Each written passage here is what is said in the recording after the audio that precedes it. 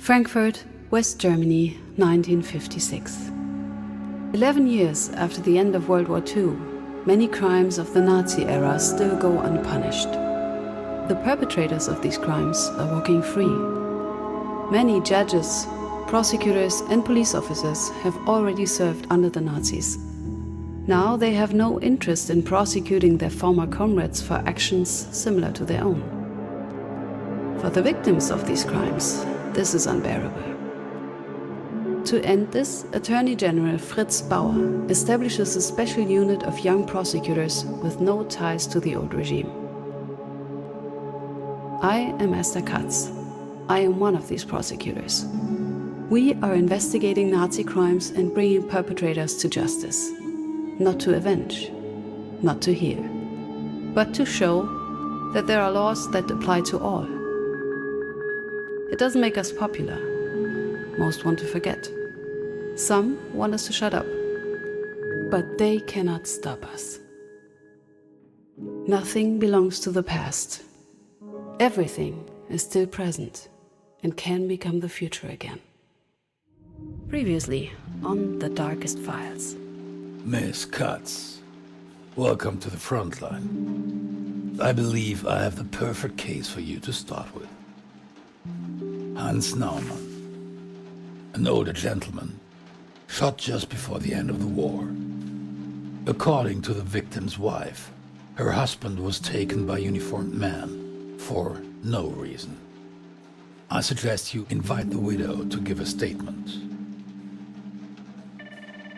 Mrs. Naumann just arrived. I showed her to the conference room. I know it's not easy, but please take me through the day your husband was taken. It was in April 45, only days before the Americans came. Hans was upstairs when the doorbell rang. There were two men. Hans came down and asked them what they wanted. Then everything happened so fast. The small one said they'd let him go if our son would turn himself in. Then they just herded him out, like an animal. This was the last time I saw him alive.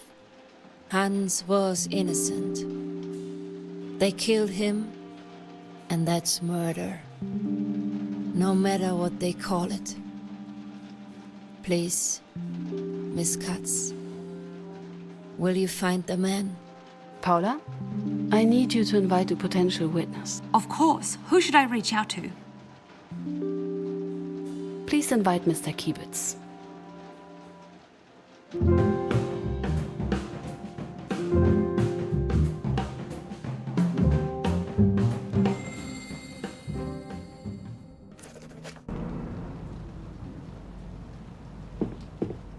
Looks more like somebody's home than a prosecutor's office.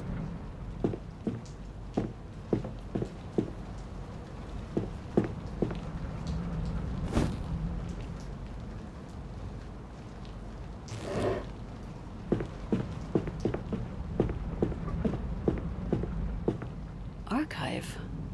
Not where... Good morning, Miss Katz. Miss Katz, is there anything I can do for you? Did anybody call me while I wasn't here? Oh, and there was a call for you. Asked for you to call back. I wrote down the number, left it with the files. I'm afraid he didn't give a name. An older man, I'd say. Sounded very proper, even if he did ignore my questions. Paula, any new files for me?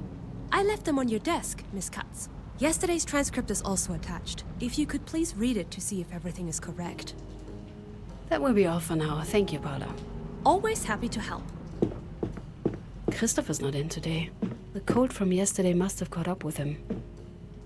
The door is locked.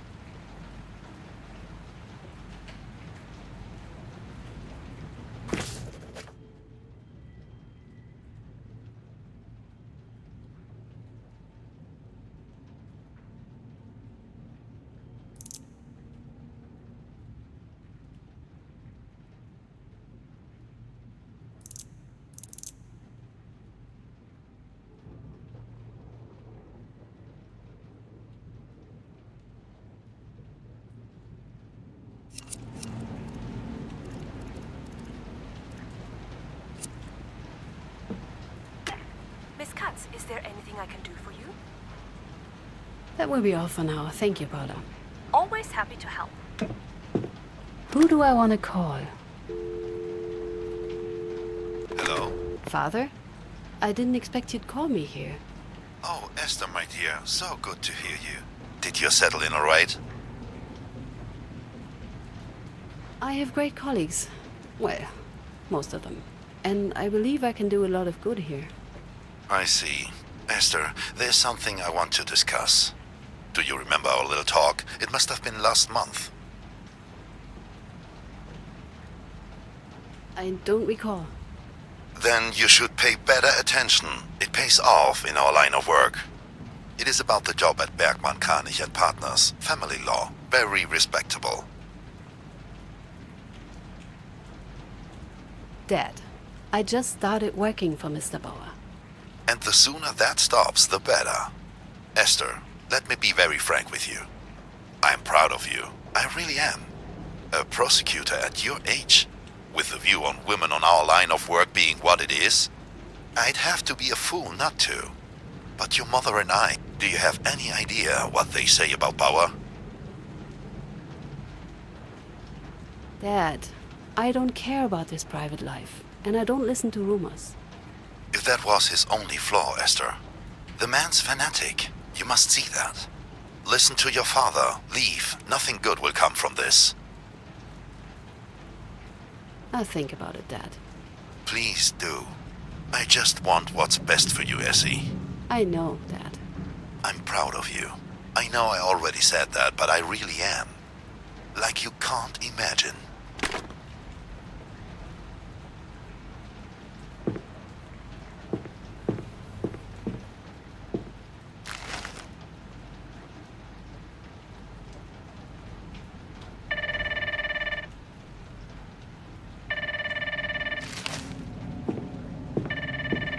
Who do I want to call? Never mind. Miss Katz, Mr. Bauer wants to talk to you. Oh, any idea why? I am sure he just wants to hear the latest update from you. He also said he wants to make sure you are properly prepared. Properly prepared? What does he mean by that? I have a hunch, but it's best to ask him that yourself. Thank you, Paula. I'll be joining him in a minute.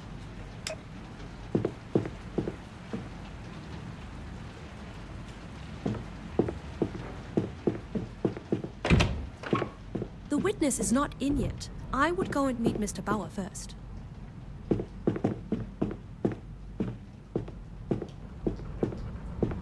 The door is locked.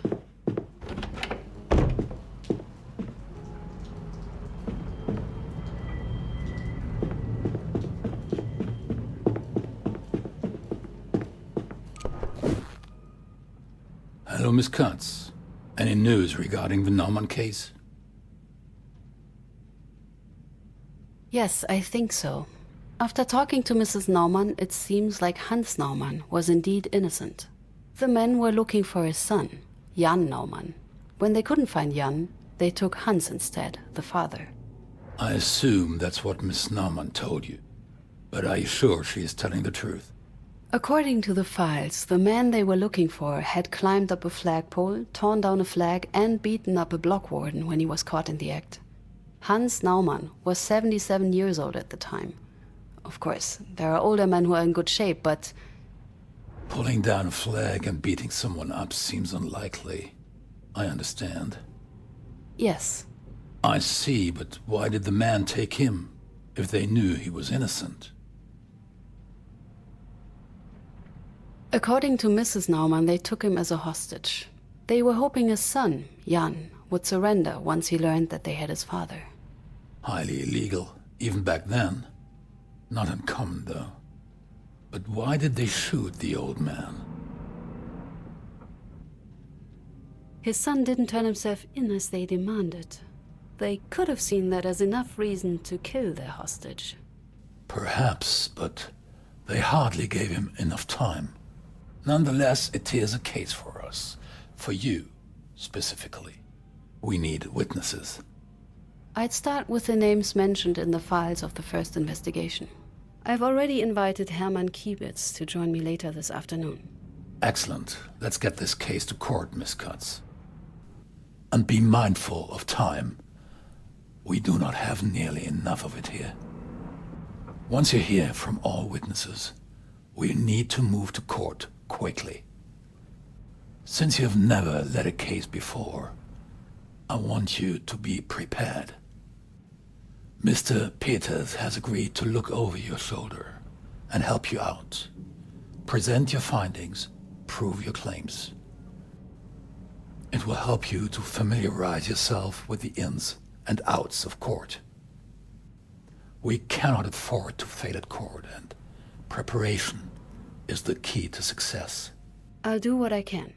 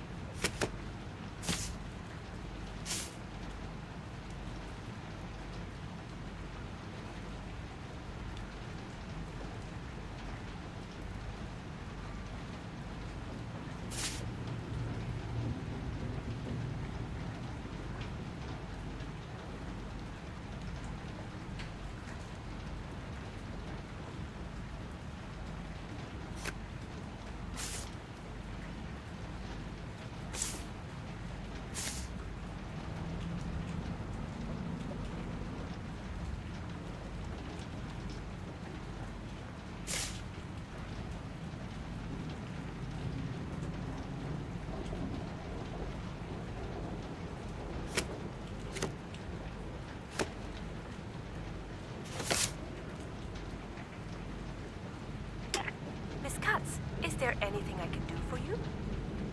Paula, where can I find the office of Mr. Peters? Oh, no problem. It's down the hall, last office on your right, opposite to the kitchen. That will be all for now. Thank you, Paula. Always happy to help.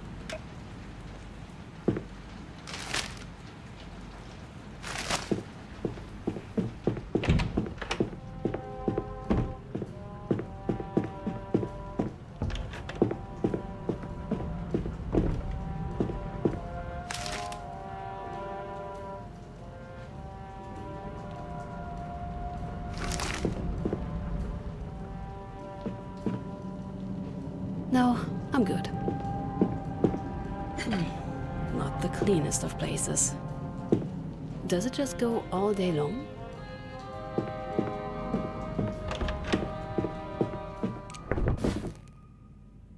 What? And hello to you too. Right. Sorry. Mr. Bauer told me we should work together. Right. The court preparations. Paula has already given me the protocols of yesterday's interrogation.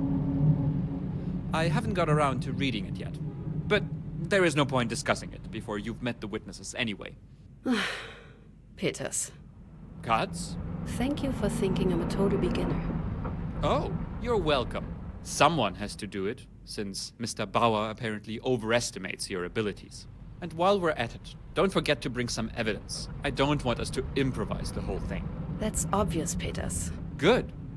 As soon as you think you're ready, come by and we'll get it over with. What does she want now? Yes, Paula. Excuse me, Mr. Peters, but I have a message for Miss Katz. I'm listening, Paula. The witness you asked me to contact, Hermann Kiebitz, just arrived. What was your impression of him? Ordinary man. A bit, how do I say this best without seeming unprofessional? If you two could stop chatting, some of us need to get back to work. Unpleasant. I think that's the right word. Unpleasant. Thank you, Paula. I'll be right with him.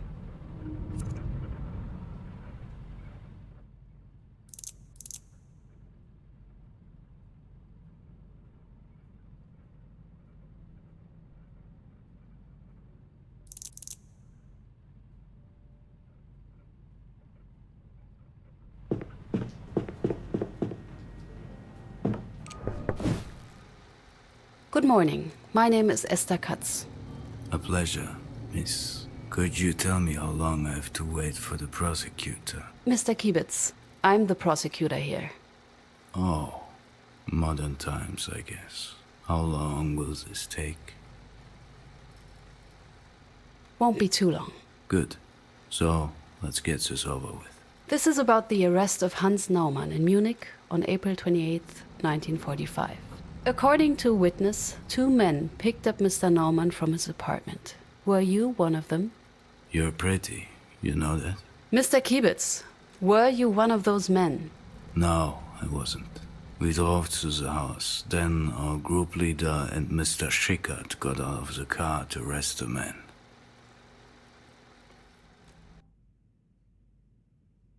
Then they tossed the old man into the car and headed to the district office. The district office. Where was it located? We just had moved it into the basement of an old brew, still stuffed with beer bottles and barrels. District leader Schwarz came out and gave the command.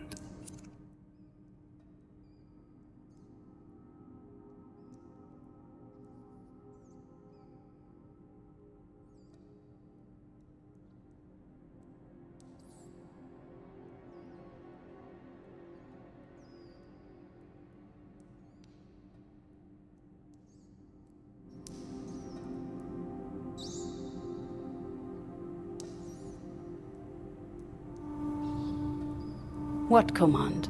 What did he say? He ordered us to execute the man. Then he left. I felt uneasy. This wasn't right.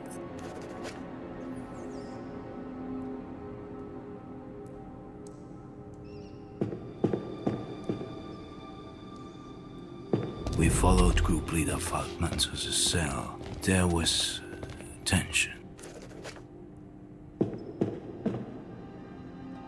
Was your local group in contact with other local groups? Just in Bavaria, there were 28 local groups. We were in constant contact with them. This must...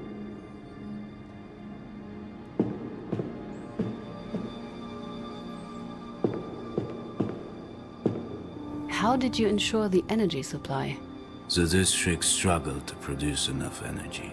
There were frequent power failures. For emergency, we had a generator. If worst came to worst, we used oil lamps.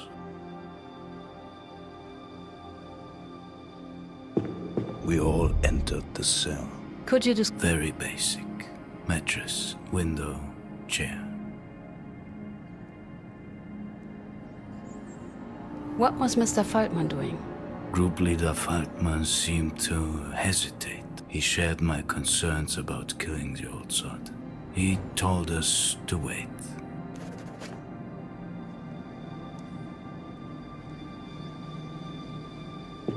Yet Schickert insisted. He referred to that new order about dealing with insurgents. He was such a stickler for the rules. He could be really annoying about these things. What did he say? He insisted that any delay would constitute treason. And treason must be reported, he said. The refusal to obey orders would be of interest for the Gestapo. Faced with this open threat of being denounced, we did not dare to act.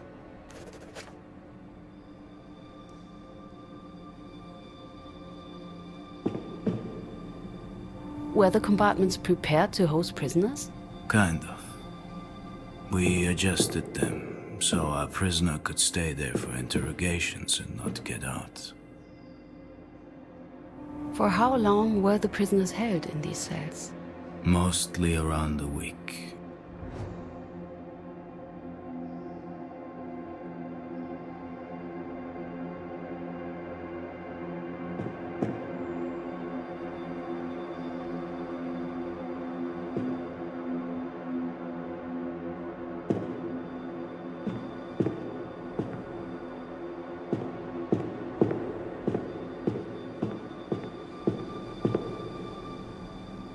Tension was strong. Group leader Faltman ordered us to wait once more, but Schickert drew his gun and shot him.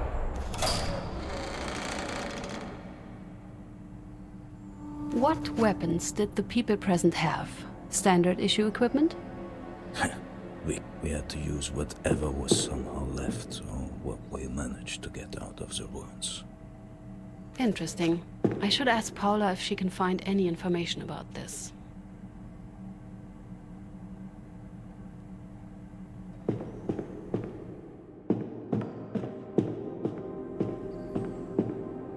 They must have had petrol to run the generator, or to destroy evidence.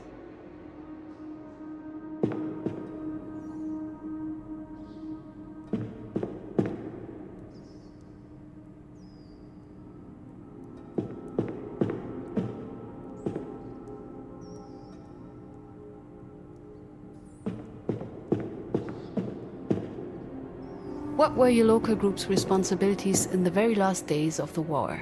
We were responsible for all concerns and for many households within Munich. Above all, we tried to eliminate insurgencies. Why did you relocate the office? Because of a big air raid. We wanted to be underground. We hoped it would be safer.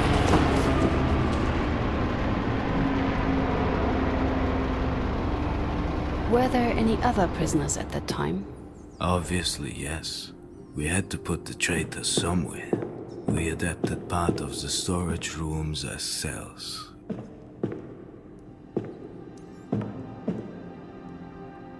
I think I'm still missing something.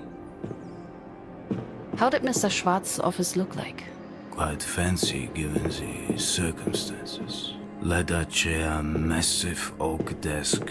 District Leader Schwarz cared about showing off.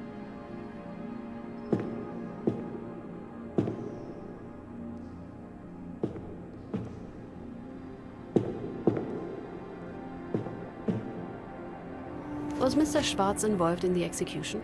He gave the orders, but the members of the local group were responsible for carrying them out. Surely you can't expect a busy man like the district leader to attend every execution in person. There was no execution order in the files I got. If it exists, I should check if I can get my hands on it.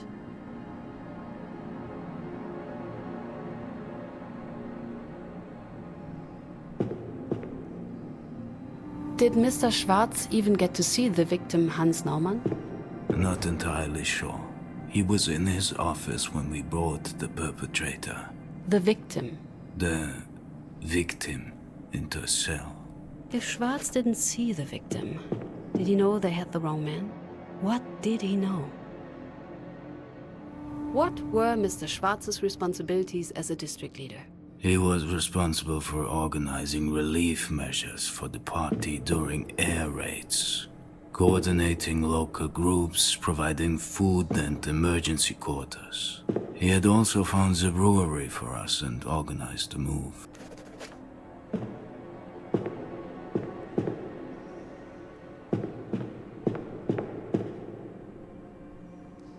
What were your responsibilities in your local group?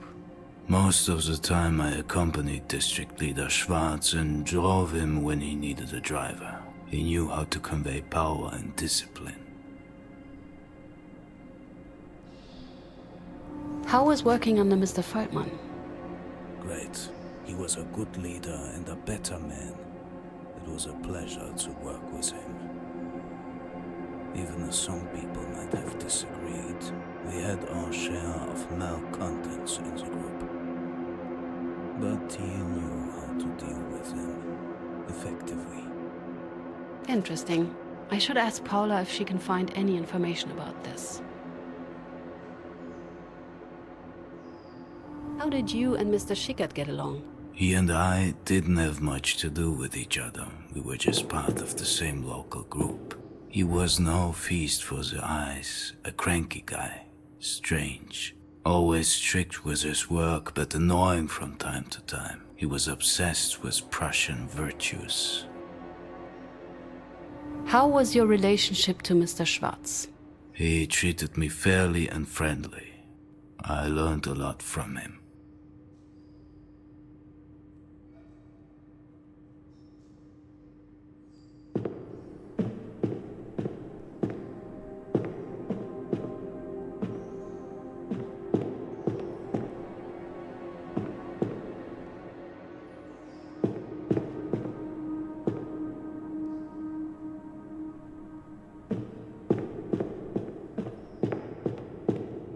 Were summary executions common?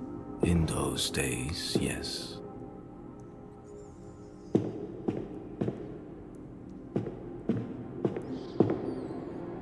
I can still hear the sirens in my head.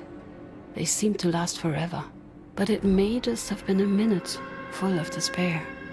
If you survived it.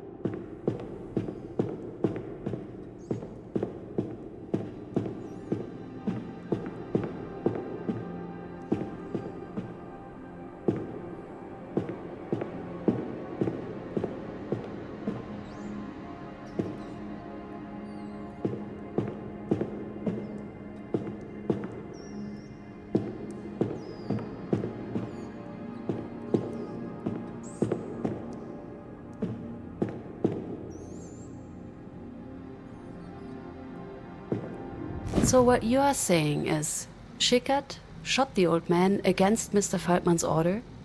Exactly. That's horrible.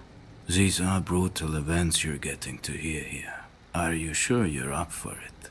Honestly, no one would think this is a job for a woman. What do you have to prove? I will file a formal complaint. What would you like to complain about? About talking to you instead of a real prosecutor. I see. Well, if you think that's necessary, go ahead. Thank you for your time, Mr. Kibitz. Goodbye, Miss Katz.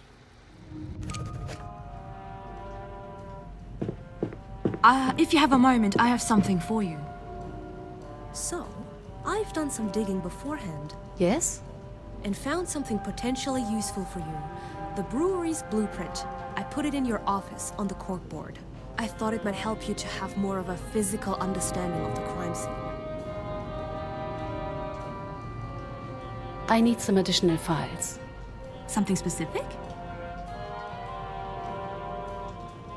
One of the suspects mentioned something interesting about Mr. Feldman. Could you check if there was anything strange happening with his subordinates?